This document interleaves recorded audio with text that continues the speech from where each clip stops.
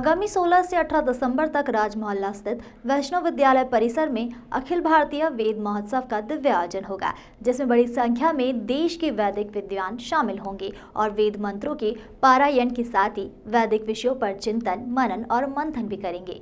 इंदौर एवं आसपास के लगभग सभी संस्कृत विद्यालयों के करीब 1500 वेद पाठी, बटुक एवं कर्मकांडी पुरोहितों सहित 2000 बंधु इस महोत्सव में भागीदार बनेंगे। आम लोगों को वेदों की महत्वता से अवगत कराने के लिए इस अवसर पर महोत्सव स्थल के चारों ओर वेदों की प्रदर्शनी भी लगाई जाएगी, जहां तीनों दिन यज्ञ कुंड एवं यज्ञ पात्रों की प्रदर्शनी सुबह 8 से साढ़े 6 बजे तक खुली रहेगी। महोत्सव में आने और यज्ञ हवन की परिक्रमा करने वाले सभी श्रोताओं को आमंत्रित रुद्राक्ष भी भेंट किए जाएंगे। शहर में 6 वर्ष के अंतराल में राष्ट्रीय स्तर पर वेद महोत्सव का यह दुर्लभ, अनूठा और अभूतपूर्व आयोजन होगा। संपूर्ण आयोजन आम नागरिकों के लिए पूरी तरह से निःशुल्क रहेगा। महोत्सव में प्रतिदिन वेदी परिक्रमा एवं रुद्राक्ष सूत्र प्राप्त करने का अवसर भी सुलभ रहेगा।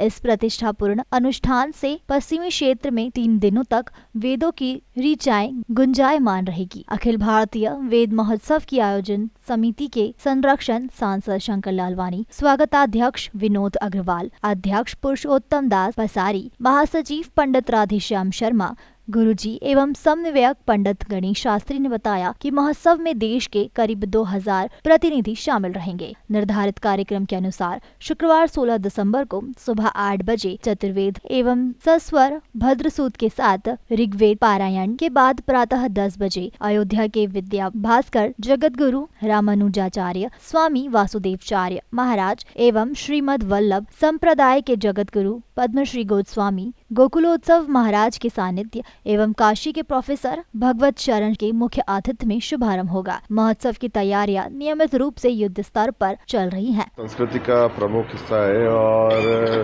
पहले वेदों की बहुत सारी शाखाएं थी।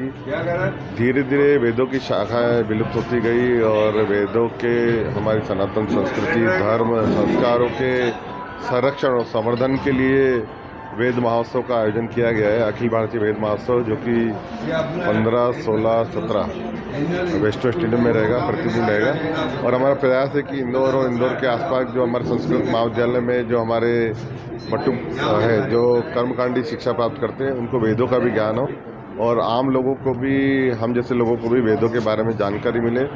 वैसे तो सवेरे जो पारायण रहेगा वेदों का वो संस्कृत में रहेगा, लेकिन दोपहर में जो सत्र है उसमें हिंदी में वेदों का अनुवाद भी रहेगा।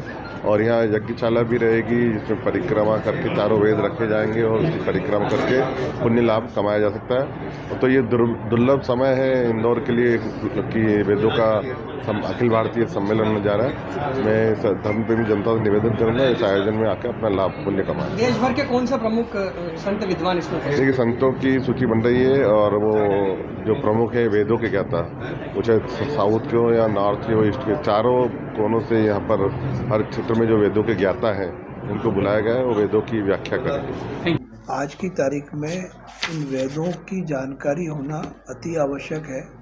कहीं ना कहीं एक आज के भागदौड़ की जो परिस्थितियाँ बनी हुई है, दुनिया भागने में लगी है, आजकल के बच्चे युवा एक भागदौड़ में लगे हुए हैं और हमारी रूट को कहीं ना कहीं भूल गए हैं वो। और यदि हमारी रूट मजबूत रहेगी तो जो भारत का एक कल्चर संस्कार है वो उतने ही मजबूत रहेंगे। तो इसके माध्यम से हमारा एक प्रयास है कि हम इसको उतना प्रचार प्रसार करें और किस तरीके से युवा पीढ़ी को इसकी तरफ अट्रैक्ट करें। और जो 1500 बच्चे जो संस्कृत पढ़ रहे हैं विभिन्न विद्यालयों में, उनको भी हम इसमें ज्वाइन कर रहे हैं, जिससे वो एक अगला माध्यम बने कि इस चीज़ का और प्रचार प्रसार कर सकें इन सब माध्यमों से। और इसमें बहुत बड़े बड़े संत और ज्ञानी आने वाले हैं, उनकी वाणी सुनने को मिलेगी। तो मेरा तो आह्वान है सभी से कि अधिक से अधिक लोग आएँ और इसको सुने और अपने आप आत्मसात करें। सही आपने जो कहा, इंदौर निश्चित धर्म नगरी है। उज्जैन और ओंकारेश्वर हमारे तीर्थ स्थान है, पर इंदौर धर्म नगरी है। अखिल भारतीय वेद महोत्सव 16 से 18 तारीख तक इंदौर में आयोजित किया गया है। वेद हमारे सनातन धर्म के मूल ग्रंथ हैं और आदि ग्रंथ भी कहते हैं इन्हें। और वेद को सरल भाषा में कहा जाता है ज्ञान। ज्ञान हमारे जीवन का अंधकार दूर करता है। और वेदों की रचना ऐसा पौराणिक है कि वेद किसी मानव ने रचित नहीं किए हैं। ईश्वर की वाणी जो है वो हमारे धर्मगुरु सन्यासियों ने अपनी तपस्या, मनन और यज्ञ के द्वारा उस वाणी को ग्रहण किया और उसके बाद में वेद का रचना हुई है।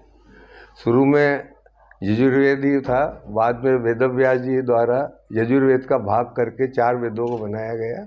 यजुर्वेद, अथर्ववेद, ऋग्वेद ओरिजिनल था। ऋग्वेद को यजुर्वेद, सामवेद, अथर्ववेद 4 वेदों में हुआ। इसमें 20,000 करीब मंत्र हैं और उन वेदों को समझने के लिए सरल भाषा में समझाने के लिए यह आयोजन किया जा रहा है, जिसमें करीब 1500 विद्यार्थी भी भाग लेंगे जो संस्कृत पढ़ रहे हैं और वेदों को सरल भाषा में उनको समझाया जाएगा और अन्य नागरिक जो भी यहाँ उपस्थित होंगे वो भी इसका अध्ययन करें, इसलिए ये आयोजन किया जा रहा है।